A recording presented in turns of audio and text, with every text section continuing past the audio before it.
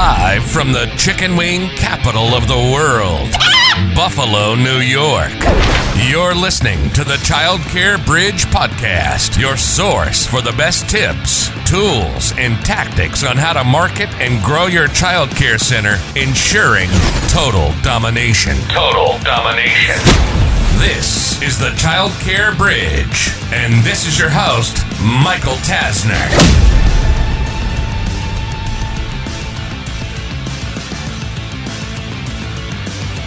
Hey there, and welcome to this week's edition of the Childcare Bridge. Today's topic are all of the different things that you need to have done before you walk into 2025. You've got the last month of the year in front of you. You want to make sure that you make it count, and you want to make sure that you don't leave a whole bunch of quote-unquote stuff for you to then have to try and tackle in January and then already be behind the eight ball. So I'm going to give you in kind of a random order, but I'm going to point out more of the everlasting important topics. Now, the reason that I don't necessarily have a perfect order is that every center has different situations. You might have something that as we go through this, you're going to see, well, this is kind of a huge fire that we currently have. This is priority number one, fire drill, like everything else has to get paused. And if I'm telling you that the number one thing you need to do is to have an amazing website ready to go, you might be like, Michael, you've got to be kidding me. We've got this other fire drill here.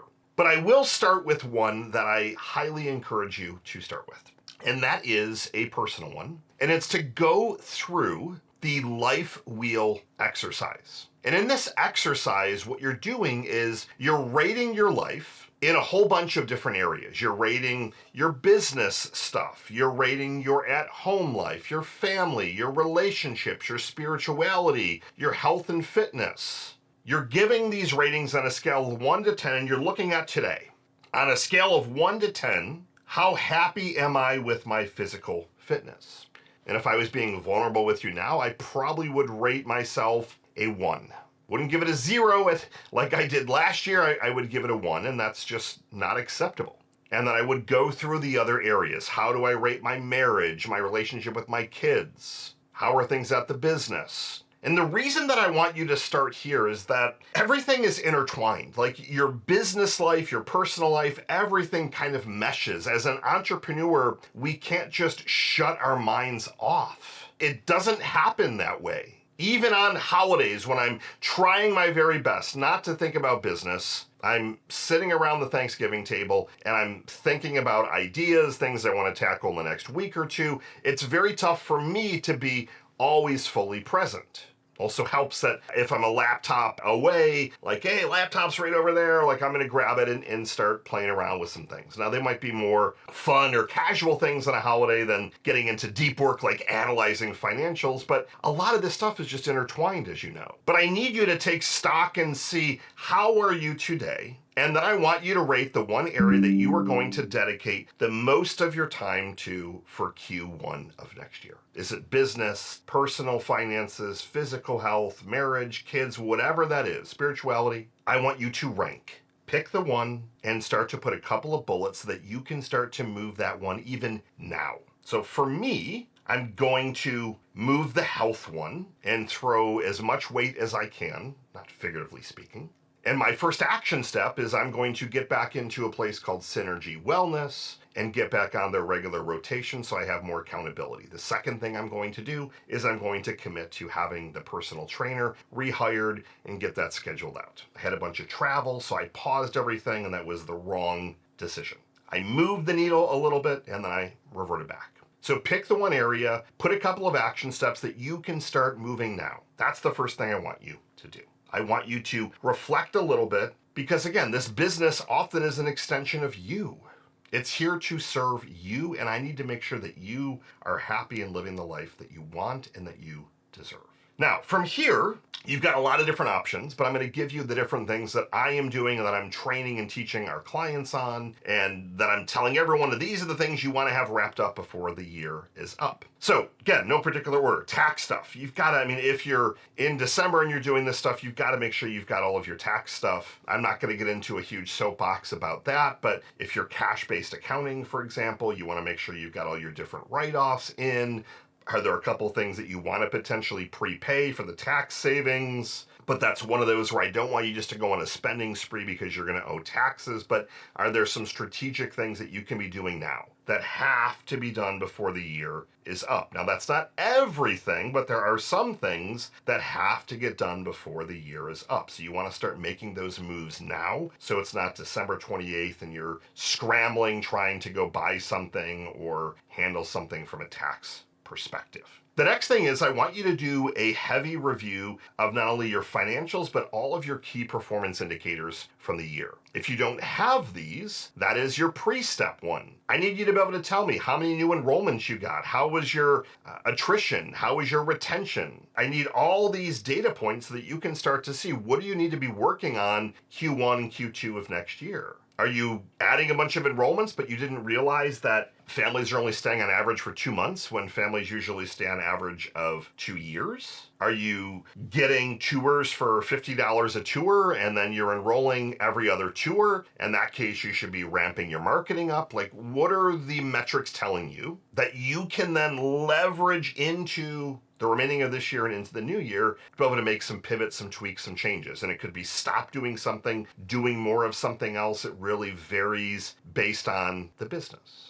That's the next one. Staffing. I want you to look at what you can do in the month of December to just go a little bit above and beyond outside of something that you normally do that people are going to be expecting. What can you do that's different? How can you surprise and delight? How can you do something that's hyper personalized for your staff to show them that you care in addition to whatever else you've been doing? If you've been doing extra time off or bonuses, things like that, holiday gifts, I want you to do all of that. But I really want you to look at, especially with how tight the hiring market is, I want you to look at just doing something different. Doesn't have to be a lavish gift. I highly encourage you to find something that you can hyper personalize for each of your team members. And if you don't know each of them individually, then maybe the directors could put something together that you fund it for them. But ideally something that's going to make them smile. And if at all possible, you're going to make them cry.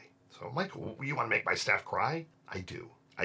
Because in times that are very, very challenging from a hiring perspective, someone that is emotionally connected to me and my business, the chances are much lower that they're going to leave for another $1 or $2 an hour. At the very least, they're going to give me a shot to match it instead of just giving me their 2-week notice. I want to make sure that I'm connected to my team. So I do handwritten notes for all my team, and I try and do as many personalized gifts as I possibly can that are hyper-personalized. We've started doing hyper-personalized birthday gifts, wedding gifts, things like that, and it's been going over amazingly well. So what can you do before the year is up to really, in a different way, show your team that you care?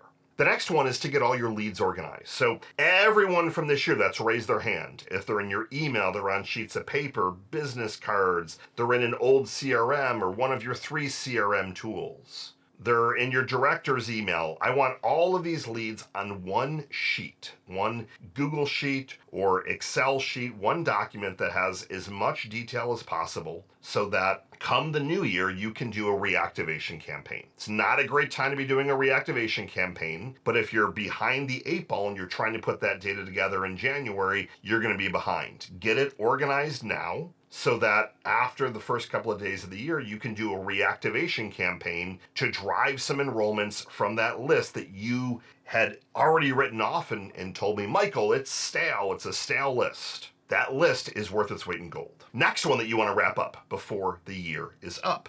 You want to do a little bit of a 360 marketing audit. And this one's going to take some time. And this is where you're going to go through and you're going to look at your website, your social media, your logo, taglines, swag if you have any, your shirts that your team is wearing. You're going to go through everything that is deemed marketing and advertising, and you're going to do a little mini SWOT analysis: strengths, weaknesses, opportunities, and threats. And what I'm looking for here is one of two things, or both. But in particular, I'm looking for the skeletons in the closet that you can clean up before the new year to make yourself and or your team feel better. For example, maybe your Facebook page has thousands of people and you haven't posted on it in 4 months. Maybe you have all these ugly stock images and you have great photos of your center and your actual staff and your actual enrollments, but you've never posted. Maybe your website is 6 years out of date, or it doesn't work on mobile. You've got a light out at your sign that's in front that's been out for a year.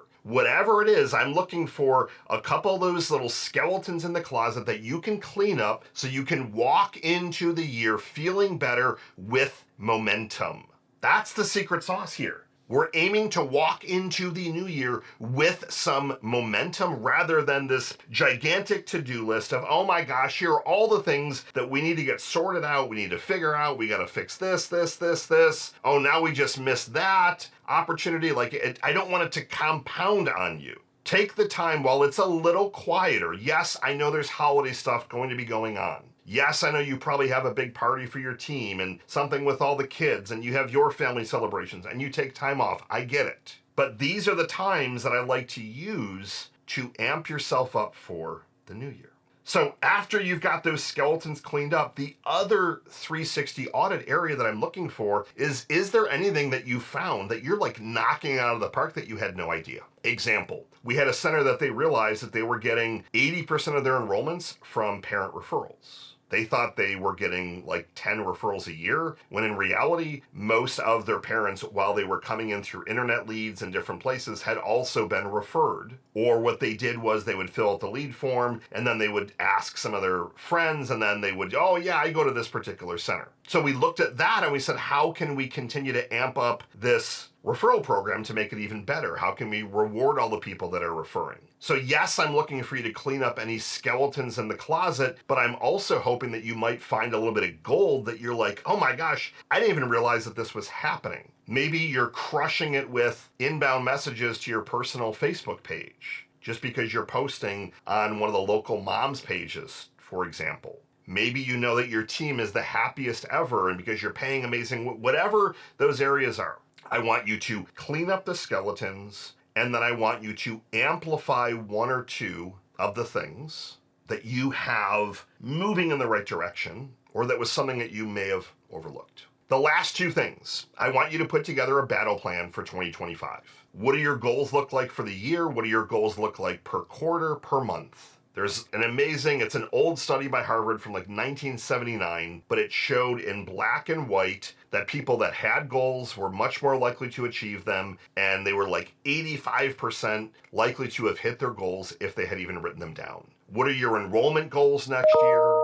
How many locations do you want to have? How much profit? I want you to get this down on a sheet of paper so that you are walking into the year with some goals rather than just, let's just skip into the year and figure things out. Finally, last but not least, I want you to write the longest list you can possibly write with everything that went well. Every single thing. All the wins. X number of enrollments, these testimonials, this staff, I did this for the community. I want everything, and I want it down. I would rather this one thing take the most amount of time, because what I've realized is that often, many days, we are in a thankless industry, and it's a very stressful industry. And you always are in this gap. You're here, you want to be over here. You've got this gap of I should be over here. And I'm in that every day. I use this, I should be over here. But what we don't realize is that there's 150 things, and just in the last month that have happened, that have moved us in the right direction. It's not just expressing gratitude or thanks. It's realizing that you are moving in the right direction. That despite all the adversity you might have faced this year, you accomplished a ridiculous amount of stuff. Close out the year strong and dominate in 2025. Michael Tasner signing off. Good morning, good afternoon, and good night. I'll see you next week.